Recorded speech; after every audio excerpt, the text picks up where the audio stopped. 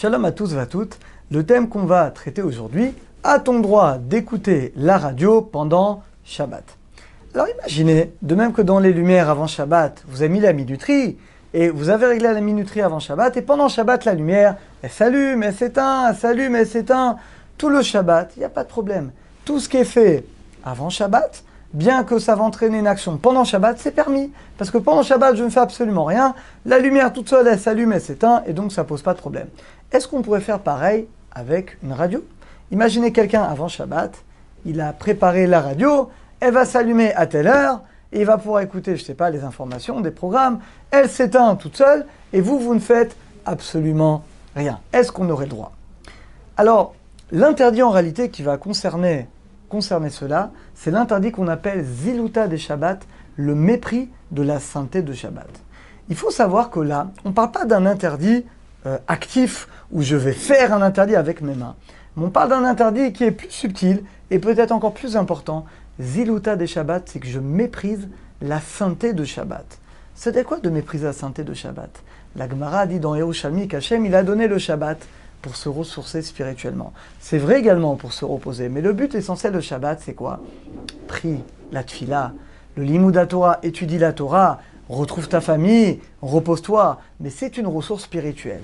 Si maintenant la personne, elle ne transgresse pas Shabbat sur le papier, ça effectivement, elle n'a pas de manière claire, de manière active, elle n'a pas transgressé Shabbat, elle reste passive, mais tout le Shabbat, elle reste à la maison, et imaginez, elle écoute la radio. Est-ce qu'on peut dire qu'elle a fait Shabbat?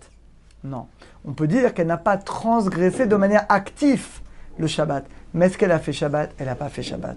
Eh bien, cet interdit s'appelle Ziluta des Shabbat. C'est un mépris de la sainteté de Shabbat. On ne peut pas faire quelque chose qui est contraire à l'esprit, à la sainteté de Shabbat. Je vais vous donner un autre exemple qui malheureusement est assez fréquent dans certaines familles. La télé.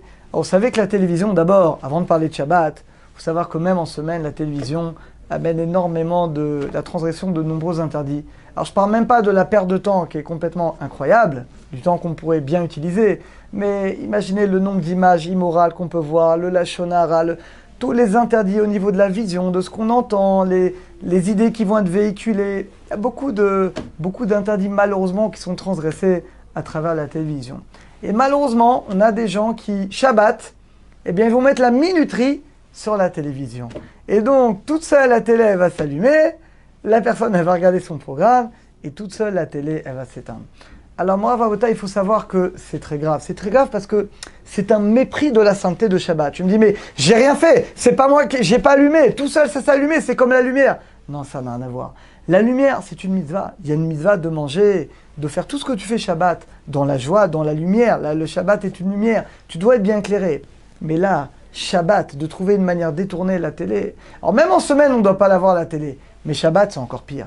Parce que Shabbat, finalement, Hachem, il t'a donné le Shabbat pour que tu puisses te brancher avec lui, que tu puisses réfléchir à ta vie, que tu puisses prier, que tu puisses étudier la Torah, que tu puisses aller à la synagogue, rencontrer des personnes, grandir spirituellement. Et la personne, qu'est-ce qu'elle fait? Shabbat, elle va regarder une émission de télé. Alors même si, encore une fois, elle n'a pas appuyé sur le bouton, d'accord. Mais qu'est-ce que ça change? Comment s'appelle cet interdit? Ziluta des Shabbats. C'est un mépris de la sainteté du Shabbat. Et bien la radio, c'est exactement pareil. Alors, je ne parle même pas de la radio en Israël. Alors là, c'est encore plus grave. Parce que souvent, malheureusement, si ce sont en plus des juifs qu'on va entendre dans la radio qui travaillent Shabbat, pareil pour la télé, si ce sont en plus des juifs qu'on va voir, qu'on va écouter, c'est encore plus grave. Mais peu importe, même si ce sont des goïms, des non-juifs, donc les non-juifs, lui, il peut travailler Shabbat, il n'y a pas de problème.